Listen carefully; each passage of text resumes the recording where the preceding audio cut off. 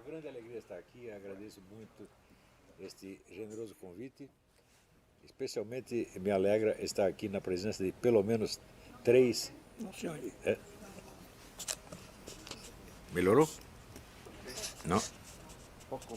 Não melhorou. Nada? Me alegra especialmente estar aqui na alegria de pelo menos 3 heróis da América Latina. São Pérez Antunes, Coronel Plazas e Armando Valladares, cujo livro eu li mais de 20 anos atrás e que teve uma influência muito grande na minha vida. Agradeço muito ao Instituto e ao Museu por essa oportunidade. Muito bem, o nosso assunto ele tem várias portas de entrada possíveis, pode-se entrar nesse assunto por várias vias, e eu vou aproveitar uma coincidência que hoje um rapaz, um repórter do New York Times, que está ali atrás, me perguntou por que tipos como eu e Bolsonaro somos frequentemente chamados de fascistas. Né? Então vamos entrar pelo lado do fascismo. Qual é a origem do fascismo? O fascismo começa por volta de 1910, com uma discussão interna no movimento socialista italiano e com, vamos dizer, uma cisão do movimento socialista baseada na teoria enunciada por 2 grandes teóricos do fascismo que se chamam Enrico Corradini e Alfredo Rocco. Alfredo Rocco, se bem me lembro, depois veio a ser ministro do governo Mussolini. E eles tinham uma teoria de que o sujeito agente, a força principal da Revolução Mundial, não podia ser a classe proletária, e aliás não podia ser nenhuma classe social, porque as classes sociais estavam condicionadas e circunscritas aos seus países de origem. Não havia, por exemplo, um proletário internacional. Proletário internacional era apenas uma maneira de dizer, mas se o proletário italiano saísse dali e fosse para a Alemanha, ele não seria um proletário na Alemanha, ele seria um mendigo. Então, a condição de proletário é uma condição nacional. Então eles pensavam, se queremos uma revolução mundial, o sujeito ativo dessa revolução não pode ser a classe proletária, não pode ser nenhuma classe. Somente a nação pode ser o agente da revolução mundial. Então a ideia, vamos dizer, de nações revolucionárias, ou seja, nações proletárias contra nações burguesas, ou nações exploradas contra nações exploradoras, esta foi a origem do fascismo. Se vocês observarem bem, vocês verão que depois da Segunda Guerra, esta estratégia foi adotada por todo o movimento comunista mundial. O movimento terceiro-mundista criado por Stalin não é nada mais do que isto. Se pegamos a história do Partido Comunista Brasileiro, por exemplo, vocês verão que a partir da Segunda Guerra, já na época do governo Getúlio Vargas, a estratégia era a aliança entre o proletariado e a burguesia nacional contra o imperialismo. Então, é a nação proletária contra a nação capitalista imperialista. Isso foi adotado em todo o mundo. Isso é a mesma coisa que dizer que o movimento comunista internacional, depois da Segunda Guerra, se transformou num movimento fascista internacional. E é por isso mesmo que eles xingam os seus adversários de fascistas para ocultar a realidade da sua própria política. Muito bem, se pegamos desde o início do movimento comunista com Karl Marx, nós veremos que sempre todo o mal, a violência, a criminalidade que estavam intrinsecamente associados a esse movimento eram justificados em função de fins a que essa violência, esse mal deveriam servir, de maneira que o mal serviria ao bem. Como diz, o fim justifica os meios. Então, por exemplo, a Revolução Proletária, com todo o sangue que derramasse, como derramou na Rússia e em outros lugares, se justificaria em função de um futuro de liberdade e prosperidade para o proletariado. Isso jamais se realizou, evidentemente. Como jamais se realizou, então foi preciso mudar o discurso. Passamos da revolução proletária para a revolução das nações exploradas contra as nações exploradoras. Porém, isto também não se realizou. As nações ditas exploradas que se revoltaram contra o imperialismo tiveram, sob o regime socialista, sob o regime revolucionário, uma sorte muito mais miserável, desgraçada do que tinham antes.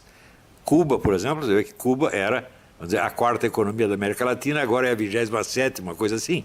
Quer dizer, Cuba se desgraçou a si mesma, né, buscando, sob o pretexto de libertar-se do imperialismo, ela se desgraçou. Eu acho muito engraçado quando dizem que a culpa da miséria cubana é por causa do bloqueio. É porque os Estados Unidos não comerciam com Cuba. Mas antes da Revolução, a desgraça não era justamente o fato de que os americanos comerciavam com Cuba?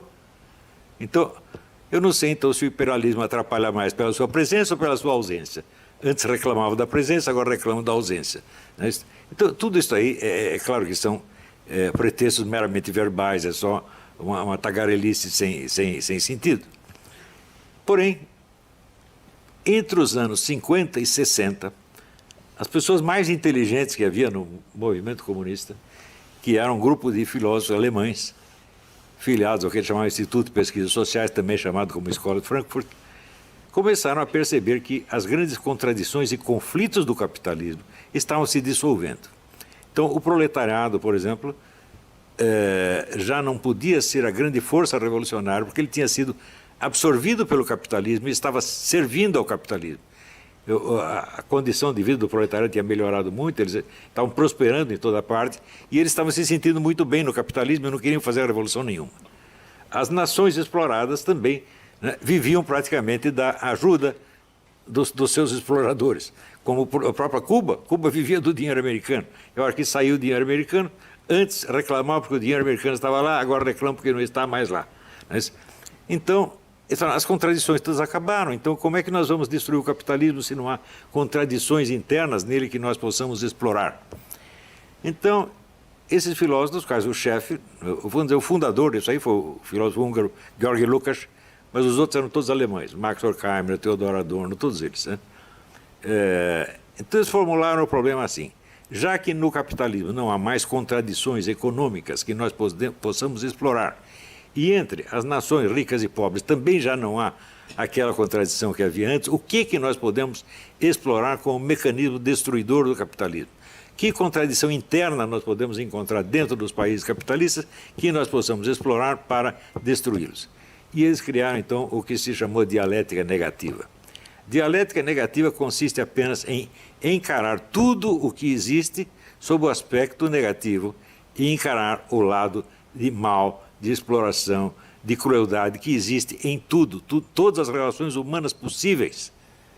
Relações que tanto pode ser abarcar a sociedade inteira, quanto pode ser relações pessoais. Por exemplo, a relação entre marido e mulher, pai e filho, professor e aluno, e assim por diante. Eles começaram a enxergar o mal em tudo. E acreditavam, com razão, que com isso estavam realizando um programa que Marx havia enunciado, mas jamais realizado, e que Marx definia como a crítica radical de tudo quanto existe. Note bem, não se trata de criticar a economia capitalista, nem os países imperialistas, mas tudo quanto existe. Né? Então você critica o casamento, a educação, a amizade, a economia, o trabalho, a lei, a moral, tudo é ruim, tudo é demoníaco. E eles se dedicaram a esse trabalho durante 40 ou 50 anos.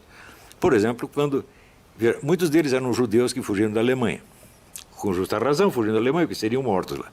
Chegaram nos Estados Unidos, eles receberam aqui os melhores empregos, né, prêmios, eram paparicados e aplaudidos, tudo lá, e eles escreveram livros de que a sociedade americana era exatamente a mesma coisa que a sociedade alemã. Você fala, eles são loucos? Não, eles são simplesmente os autores da dialética negativa. Eles veem tudo pelo lado mal, inclusive as melhores coisas que existem. Ora, quando você se torna o crítico radical de tudo quanto existe, você se colocou acima da realidade existente. Toda a realidade é má e você é o crítico que a examina, analisa e condena. Automaticamente você está colocado acima da realidade, acima do universo, não apenas acima desta sociedade onde você vive, mas acima do universo inteiro. Só que, um momento, em que você se transformou? Você virou Deus? Porque você está acima? Não, porque Deus está acima de fato, mas Deus não cria o mundo para criticar o mundo, e sim para salvá-lo. Ou seja, você, quando se torna o crítico radical de tudo quanto existe, você se transformou no demônio. E o demônio, evidentemente, está livre de todas as obrigações humanas. O demônio só tem direitos, e o direito dele é fazer o mal contra aquilo que é mal. Como tudo é mal, ele pode fazer o mal contra tudo. e ele jamais será condenado e nem acusado. Veja, isto quer dizer que esta política esquerdista hoje, ela tem sobre o seu público, especialmente o público jovem, um tipo de atrativo que é completamente diferente da que tinha antes. Antes tratava-se de fazer o mal em nome de um bem. Agora não precisa mais o bem. Agora o mal é em si mesmo uma superioridade. Tão logo você aderiu a esta política, você está acima da humanidade. Você jamais é submetido a exame. Você é o examinador, você é o julgador e você é o carrasco que vai destruir tudo. E você jamais será examinado. Vejam, aconteceu um fenômeno, um fato singular, muito significativo. Após ter jogado milhões de jovens contra seus pais, contra seus professores, contra as leis, contra a moral, contra tudo, um dia o professor Theodor Adorno teve o desprazer de ver os alunos da faculdade invadirem a sua sala e começarem a quebrar tudo. E aí ele ficou, não, peraí, aí já é dialética negativa demais, isso aí não pode. Então, isso quer dizer, o dialético negativo, o acusador universal, ele está acima de todas as acusações, ele não pode ser acusado, ele não pode ser sequer analisado, é o tipo invisível que vê tudo. Ele é o olho que tudo vê, para usar um antigo simbolismo esotérico. Ele é o olho que tudo vê e ele jamais é visto. É por isso que o pessoal da direita, você perguntar assim, quantos livros de direita você leu destruindo, por exemplo, a filosofia do Theodor Adorno? Nenhum. Quantos livros de direita destruindo a filosofia de Georg Lukács? Nenhum. Toda a bibliografia direitista que existe critica o socialismo, critica o marxismo, critica vários programas políticos, mas nunca vai à profundidade da filosofia da dialética negativa. Nunca. E por isso esta dialética negativa ela sempre sobrevive e pode se refazer e se reconstruir depois das piores derrotas.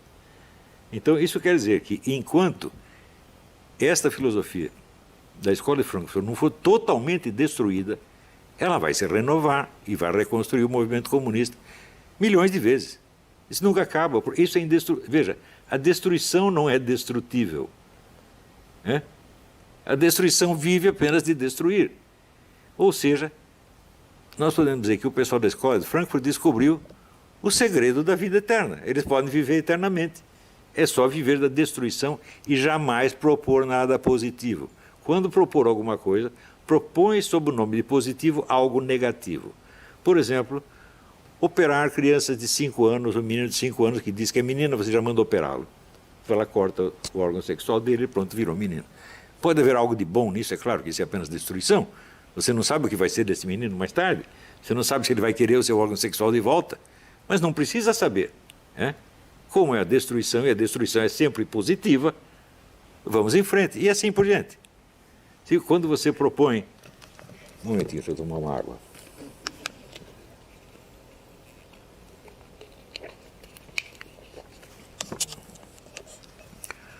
Quer dizer, a legalização universal do aborto. Pensa bem. Alguém pode provar que um feto é um ser humano apenas uma coisa? Existem provas de uma coisa, existem provas da outra. Essa discussão pode continuar eternamente e ninguém chega a uma conclusão. Um não convence o outro não convence um. Então significa o seguinte, nenhum de nós sabe a resposta dessa pergunta. Se nós não sabemos, então há 50% de chances para um lado e 50% de chances para o outro. Portanto, a escolha não é racional. Isso quer dizer que aquele que é a favor do aborto, ele não é por motivos racionais, ele é porque ele quer. Ele quer o aborto universal. E ele quer porque o aborto universal é negativo e, portanto, do ponto de vista dele, será sempre positivo. E assim por diante. Tudo que as pessoas consideram mal passa a ser considerado bom. O bem só existe sob a forma do mal. E esta é a essência, esse é o segredo da Escola de Frankfurt. E isso tem um atrativo infinitamente maior do que a velha revolução proletária ou a velha revolução fascista. Porque tanto a revolução proletária quanto a revolução fascista, elas alegavam um bem futuro que era justificativa do mal que se está fazendo no presente. Era a finalidade boa que justifica o meio mal.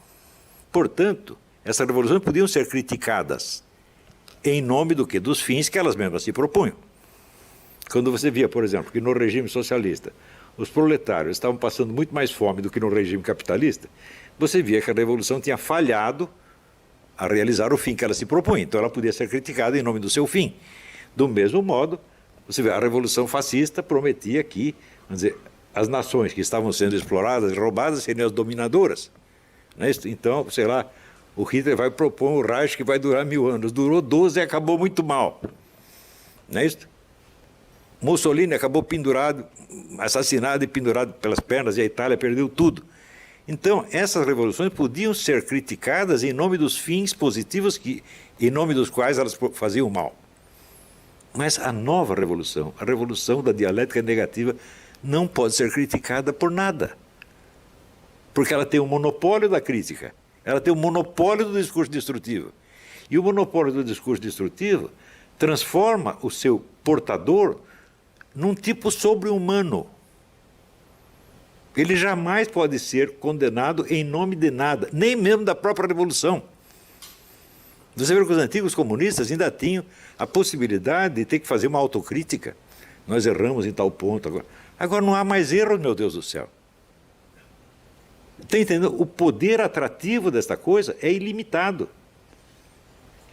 E pela mesma razão, não adianta discutir contra esta revolução com os argumentos e armas com que se usava contra a revolução proletária e a revolução fascista. Não adianta mais. As pessoas não são mais acessíveis a esse tipo de argumento, por quê? Elas são sobre-humanas. Você percebe? Um sujeito, por exemplo, que ele nasceu homem e decidiu virar mulher, bom, alguns acabam parecendo mulher mesmo, mas a maioria não acontece, o sujeito continua parecendo homem. Então você olha e vê um homem, mas ele diz, mas eu me sinto mulher, e você não tem o direito de me olhar como os seus olhos me veem. Você tem que me olhar como eu quero ser visto. Isso quer dizer que a piada do Groucho Marx, afinal, você vai confiar em mim ou nos seus próprios olhos? Virou realidade. Você tem que negar você tem que furar os seus olhos. Né? Você não tem o direito de enxergar as coisas como você as enxerga. Você tem que enxergar como o seu interlocutor quer ser enxergado. Então ele se colocou numa posição supra-humana. Ele não está mais em condição de ser julgado pelos mesmos critérios com que nós somos julgados. Ou seja, ele pode nos proibir de falar, sem jamais ser acusado de opressor ou de estar fazendo censura. Ele impedir você de falar significa o quê? Isso é liberdade de imprensa. Né? Em Cuba existe liberdade de imprensa, tanto que todos os jornalistas estão na cadeia. Colocá-los na cadeia é liberdade de imprensa. Por quê? Cuba não pode ser julgada por critérios humanos. Cuba não tem mais uma finalidade positiva que ela precise alcançar para justificar a sua revolução. O seu fracasso se transformou no seu sucesso, porque quem determina o que é fracasso ou sucesso são eles mesmos. Fidel Castro, muitas vezes, quando a pessoa diz, não, mas o povo cubano está passando fome, diz que nós não temos aqui esse consumismo obsceno que vocês têm nos Estados Unidos. Nós comemos apenas o que é necessário. Né? Vocês comem 2 bifes todos os dias, nós comemos 1 bife por ano. E está muito orgulhoso disso. Né? Ou seja, o fracasso se torna um sucesso. Por quê? Porque o mal se tornou bem. E todo o bem que existe... Me diga uma coisa, existe algum bem humano que seja absoluto? Não, nós somos apenas humanos, nós não somos Deus. O bem absoluto só Deus consegue fazer. Tudo que nós fazemos, nós dizemos assim, o bem predomina. Mas não quer dizer que ele seja 100%. Ele é, digamos, 90%, 80%, e nós nos satisfazemos com isso. Mas eles, onde houver 10% de mal, eles vão dizer que é tudo mal. E esse pequeno mal, ele está presente em tudo. Então, é tipo de, vamos dizer, falácia filosófica que se enuncia da maneira seguinte, tudo é tal coisa. Por exemplo, se você disser, tudo é energia.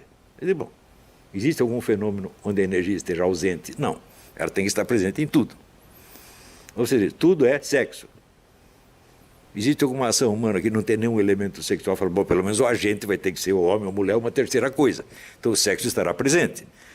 Ou tudo é a lei da gravidade. Bom, a lei da gravidade jamais vai estar ausente. Então, todo fator que está presente em todos os fenômenos não pode ser causa de nenhum deles. Mas a técnica hoje é a seguinte: você pegar o fator que está presente em tudo e dizer que ela é a causa, e usar como argumento justamente a onipresença dela. É claro que é uma falácia filosófica imperdível, falácia lógica ridícula, grotesca. Mas isso convence as pessoas. Então,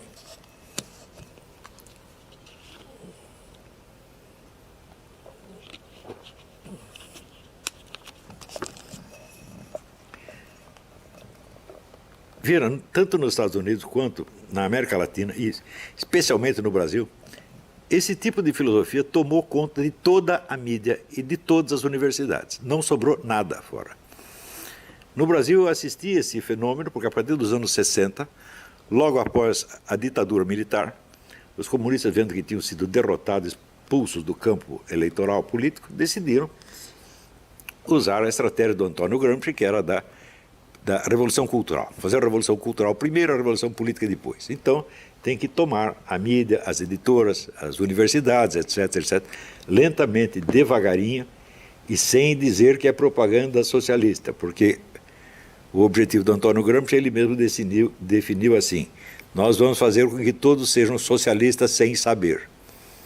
Então, é por isso que eu fui muito contra a campanha que conservadores e liberais brasileiros faziam contra a doutrinação comunista. Quer dizer, não tem doutrinação nenhuma, meu Deus do céu. Eles estão induzindo as pessoas a ser socialistas sem tê-las doutrinado jamais. Eu vou lhe dar um exemplo de como se usava. Usava-se geralmente modificações comportamentais que não passavam pela esfera da opinião e das ideias. Houve, por exemplo, um professor na Suécia que fez um experimento que foi muito louvado no Brasil pelo diretor de teatro Gerald Thomas.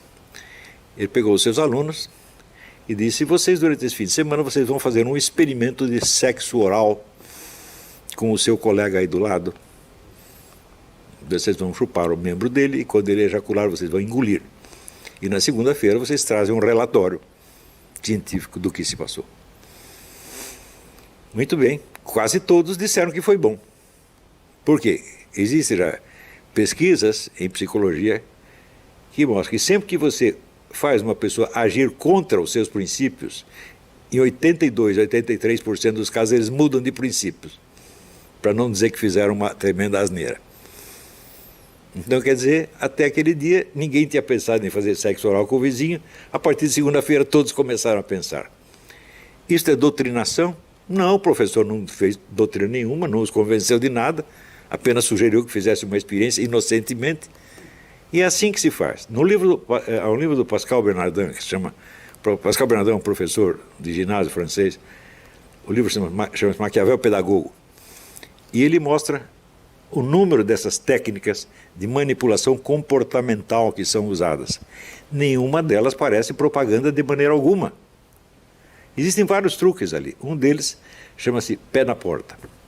Pé na porta é o seguinte: o pesquisador bate na porta do sujeito e diz: olha, eu sou da prefeitura, nós queremos aqui grudar um cartaz de trânsito aqui na sua parede, um cartaz de 2 metros de altura. O sujeito olha o cartaz e fala: não, pelo amor de Deus, você vai tampar a minha porta, vai ficar horrível a minha casa. Ah, então nós temos esse aqui pequenininho, de 30 centímetros, pode pregar? 90% dos casos todo mundo concordava. Então você pede uma coisa mais difícil, que ninguém vai dar, e daí você pede outra mais fácil, todo mundo cede imediatamente. Isso é muito usado nas escolas. Você sugere algo, os alunos dizem não, você respeita a opinião deles. E você faz uma sugestão um pouco menos chocante e todo mundo aceita. Essas técnicas são usadas o tempo todo. O sujeito que chama isso de doutrinação, ele não está entendendo nada, ele está achando que o sujeito está fazendo propaganda comunista. Não há propaganda comunista. Há apenas o uso intenso desse tipo de truques, onde, em vez da doutrinação, a doutrinação é uma coisa que passa pela cabeça, passa pelas opiniões, pelas ideias. Se você faz uma doutrinação, você está praticamente pedindo um debate, pedindo uma discussão, mas se você sugere experimentos, isso não passa pela esfera das opiniões. Você muda a conduta diretamente, sem passar pela máquina opinante que tem na cabeça de cada um. Isso significa o domínio total da mente do aluno. Mas pessoas muito bem interessadas, bem intencionadas, que lançaram a campanha Escola Sem Partido, falavam contra a doutrinação. E daí o que a esquerda fez? A esquerda disse, estão querendo nos censurar, estão querendo nos impedir.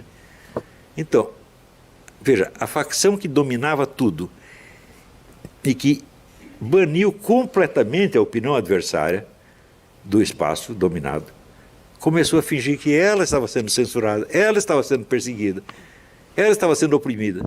E você veja, isso significa que o pessoal da direita, conservador, liberal, não entendeu o que estava acontecendo. O que estava acontecendo é uma coisa, estavam combatendo outra que não existia. Isso acontece praticamente no mundo inteiro. Eu vou lhes dar um exemplo.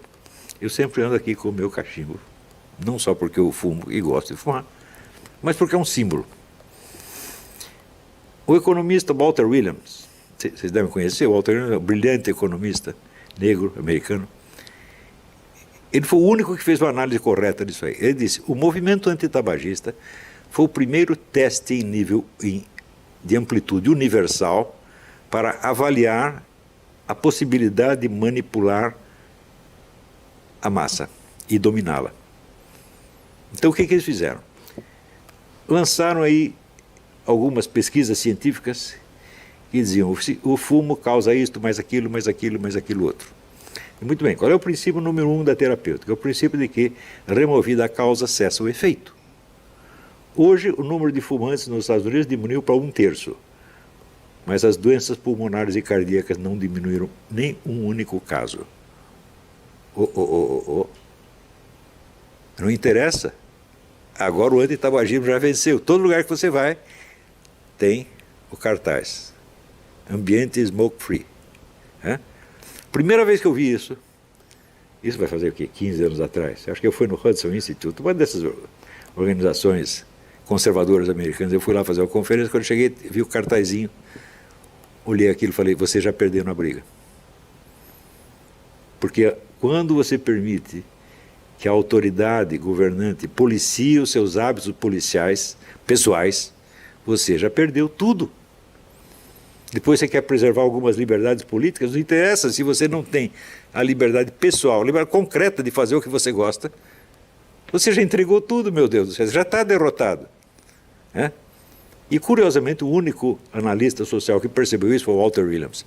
Esse artigo eu guardei, é brilhantíssimo. Se vocês quiserem, depois eu mando cópia para vocês. Então é assim que se faz. E o que o tabagismo tem a ver com política? Nada, aparentemente nada, é a coisa mais inocente do mundo. E uma grande parte da opinião pública conservadora, especialmente das religiões católica e protestante, aplaudiram, falaram, não, fumar é mesmo obsceno, nós temos que proibir, etc, etc, sem perceber o dano que eles estavam fazendo à liberdade pública com isto. Quer dizer, impuseram a sua opinião, tornando-a legalmente obrigatória para todos. Na democracia não se faz isso, isso não é democracia de jeito nenhum. Mas assim como o tabagismo, muitas outras coisas. Hoje começa a ser proibido ser homem, ser um macho. Ser um macho é obsceno. Já repararam nisso? Todos nós temos que nos efeminar para não ofender as pessoas do lado. Você é muito macho, o outro que não é tanto se sente ofendido, coitadinho. Não é isso? E assim por diante. Não é isso? Você ser mãe. Não é isso? Então hoje em dia você pode ver um homem vestido de mulher, não é isso? Seminu, fazendo sexo na rua com outro, você pode, mas se uma mulher dá de mamar ao seu bebê na rua, ela pode ser presa. Porque ser mãe é obsceno. Vocês perceberam? Começou com esta coisa, vamos proibir isto. Ah, cheira mal, eu não gosto. Vamos proibir. Se você permite que o governo vá proibindo essas coisas, nunca mais para. E nada disso foi feito com discussões políticas, não houve doutrinação alguma. Leiam o livro do Pascal Bernardin, que chama Maquiavel Pedagogo. Publicado em francês, existe uma tradução brasileira, talvez exista uma tradução espanhola também, não sei. Uma tradução americana, acho que existe também. Pascal Bernardin, Maquiavel Pedagogo. Então, isso significa que esta mentalidade da dialética negativa, que conquista as almas não pela promessa de um bem futuro, mas pela promessa de uma condição sobre-humana imediata. Você está livre de todas as obrigações.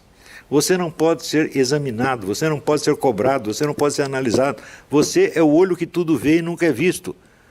Né? Toda esta juventude está com esta mentalidade. Viraram demônios, meu Deus do céu. Então a discussão não é mais política, ela passou para um outro nível.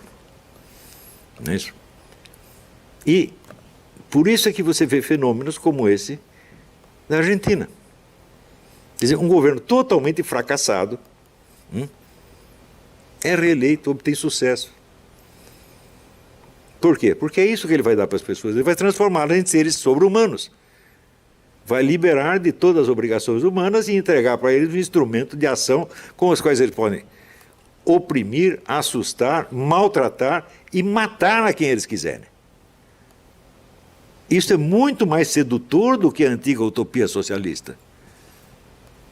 A utopia socialista era para o futuro. Né? A presente geração vai se sacrificar, nós vamos morrer, né? Mas um dia teremos o paraíso socialista. Agora, esta promoção do sujeito a uma escala sobre-humana é imediata. Não é uma utopia. Você começa a viver isso no primeiro momento. Quer dizer, você pega um homem assim, uma fisionomia, sei lá, parecendo Schwarzenegger, né? Ele veste uma calcinha, um sutiã, e ele diz que você é obrigado a vê-lo como mulher. Né? Você diz, mas eu não aguento, eu não consigo. Tento ver uma mulher, mas eu vejo um homem. Ah, você é um criminoso, você vai para a cadeia. É isso que eles estão fazendo, gente. E nós estamos aceitando essa brincadeira. Porque não percebemos a profundidade, vamos dizer, do impulso diabólico desses homens da Escola de Frankfurt. De como é possível o sujeito sai da Alemanha nazista onde iriam matá-lo. Ele vem para um país onde é o contrário, ele tem liberdade, tem bom emprego, todo mundo trata bem, e ele diz que é a mesma coisa. Quer dizer, é uma ingratidão absolutamente demoníaca. Você não percebe a diferença da Alemanha nazista, dos Estados Unidos e a democracia americana, o que há?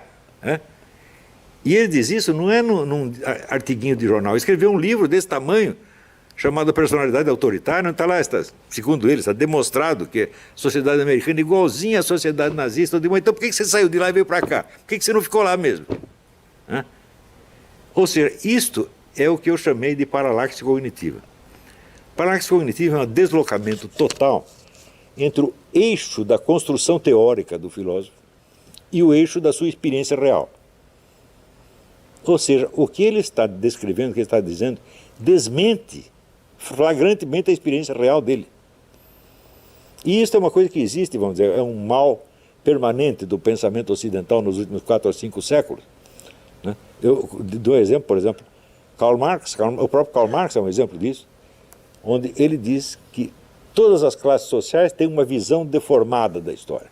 Por quê? Elas têm interesses em jogo e a sua visão das coisas é deformada pelo seu interesse oculto. Exceto o proletariado.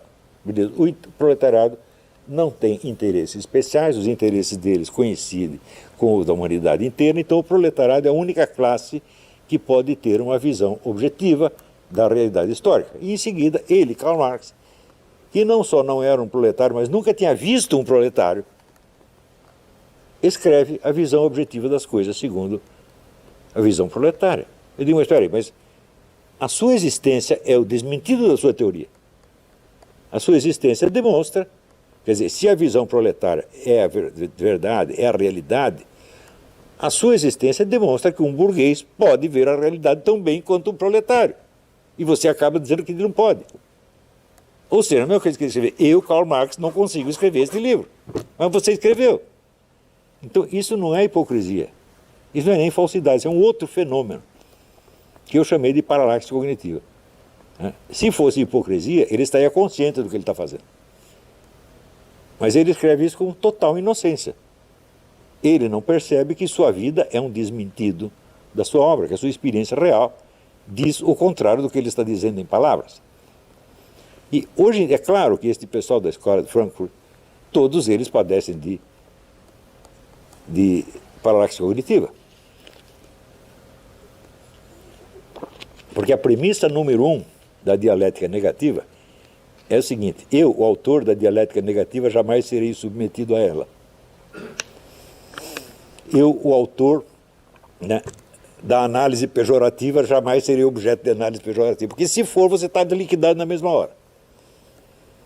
Se você pegar, por exemplo, né, Max Horkheimer era o presidente, foi o presidente da escola de Frankfurt durante muito tempo, ele era um homem milionário, e os empregados da escola ele pagavam um salário de fome. Ou seja, ele era um capitalista mais explorador do que qualquer capitalista. E ele não via nenhum problema nisso aí. Ele não fez isso de maldade, nem de hipocrisia. Ele fez porque era natural nele fazer assim. Era natural a ideia de que ele jamais seria objeto de dialética negativa. Do mesmo modo, Theodor Adorno e outros tantos. A influência que essa escola teve na América e, sobretudo, no Brasil, é imensurável. E ela é imensurável por quê? Porque ela tem um atrativo hipnótico muito maior do que o capitalismo ou o fascismo. Veja, Karl Marx, Lenin, Mussolini, Hitler jamais conseguiram angariar tantos adeptos tão facilmente. Veja, se você pega os livros de Max Horkheimer, Theodor, são livros dificílimos de ler. De como é que isso ganha tantos adeptos? Porque você não precisa ler, meu filho. É só você aceitar uma proposta deles, você já está transfigurado no analista e condenador da humanidade. E você está livre de todas as exigências. Ninguém pode cobrar nada de você. Então você tem milhões de idiotas que viraram julgadores da humanidade. Eles estão sentados como é que se diz, numa mesa de juiz, colocam a humanidade ali no banco dos réus e condenam e pronto, acabou. E ninguém se lembra de fazer o mesmo com eles. Por quê? Porque a tradição de análise, tradição de discussão dos liberais e conservadores vem do mundo anglo-saxônico e eles entendem tudo como se fosse uma disputa entre o Partido Conservador e o Partido Trabalhista britânico. Os dois sentados no parlamento, cada um do seu lado, discutindo educadamente, de vez em quando um fazendo umas piadinhas sobre o outro e tudo não passa disso. Ora, a política da escola de Frankfurt não é apenas de destruição do capitalismo, é a destruição de tudo exceto eles. É a proposta mais cruel, mais sádica que alguém já fez. E até hoje ninguém percebeu isso. Por quê? Porque os homens da escola de Frankfurt jamais pertenceram ao Partido Comunista Soviético. Então todo mundo diz, não, eles são comunistas, mas eles são mais moderados do que Stalin. Fala, não, Stalin comparado com eles era um doce de coco, era um anjinho. Stalin nunca disse que era para destruir tudo que existia de bom. Eles disseram. Por trás de todo bem existe o mal. Para dar um exemplo de coisa ruim que eles desejavam destruir, Michel Foucault, que foi um discípulo deles e até radicalizou a proposta deles, ele era contra as pessoas terem paz. Ele achava que a pior coisa do mundo é a existência de paz. Por que para nascer nós precisamos de um pai? Que coisa mais injusta. Nós precisamos acabar com isso. Você vê que isso ele era contra o capitalismo? Não. Ele era contra o capitalismo, contra o socialismo, contra a natureza, contra a história, contra tudo. Só não era contra ele mesmo. Pierre Magnard, que sim, é um grande filósofo, foi colega dele, amigo dele, né? Disse, ele sempre foi louco. E, no entanto, as pessoas leem. Claro, o Michel Foucault não é nenhuma besta, de vez em quando ele tem umas intuições brilhantes sobre isso, sobre aquilo. Essa é uma característica a diferença fundamental entre a filosofia antiga e medieval e a filosofia moderna é o seguinte: em geral, os filósofos antigos, como Platão e Aristóteles, eles têm razão no conjunto e eles erram num monte de detalhes. O de hoje é o contrário, eles erram no conjunto, mas acertam em um monte de detalhes. Se você lê as obras de Karl Marx faz análises brilhantes sobre isso, sobre aquilo. Quando você vai ver o conjunto, não faz sentido nenhum. E o Michel Foucault, a mesma coisa. Michel Foucault faz análise, por exemplo, faz análise do quadro Velázquez, das meninas.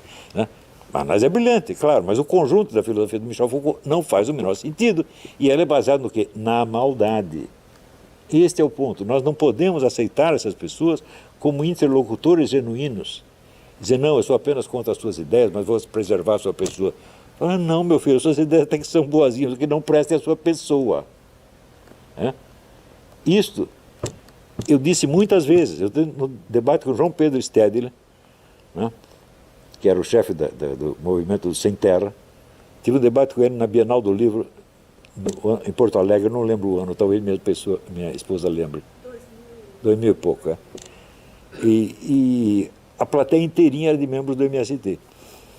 E eu falei para eles, olha, eu não sou totalmente contra a sua proposta, a reforma agrária, eu não sou contra essa porcaria do seu líder, esse homem não presta. Eles ficaram assustadíssimos, né? E daí começaram a vaiar para eu não poder falar.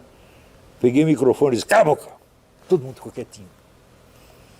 Porque eu conheço a fraqueza dessa gente. Eles são maus para esconder a sua profunda fraqueza.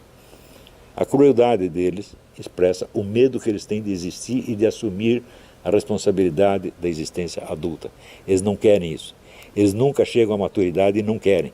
Eles querem continuar brincando de que eles são os julgadores da humanidade. Todo o Foro São Paulo é baseado nisso, e por isso ele faz sucesso. E por isso, quantas derrotas ele sofra politicamente, ele vai se refazer. Então, o professor Sánchez tem toda a razão. Nós não podemos ser os antagonistas do Foro de São Paulo. Nós temos que destruir o Foro de São Paulo. Destruir para que isso nunca mais se levante, para que ninguém... Veja, hoje em dia o nazismo não é proibido. O comunismo também tem que ser. O Foro de São Paulo também tem que ser. Isso não é política, isso é crime. Os sujeito chega, nós temos que matar todos os judeus. Isso é política? Não, isso não é política, isso é crime. Nós não podemos... vamos discutir aqui educadamente. Devemos matar os judeuzinhos, sim ou não? Você acha que tem sentido uma discussão dessa? Não tem nada. Cala a boca, burro, põe na cadeia, tampa sua boca com uma rolha. Isso se não condenar à morte logo. Nós não podemos aceitar mais a existência dessas coisas. Não podemos aceitar, vamos dizer, a ideologia criminosa como se fosse uma proposta política. Isso não é uma proposta política. Isso é psicopatia. Isso é crime. Então,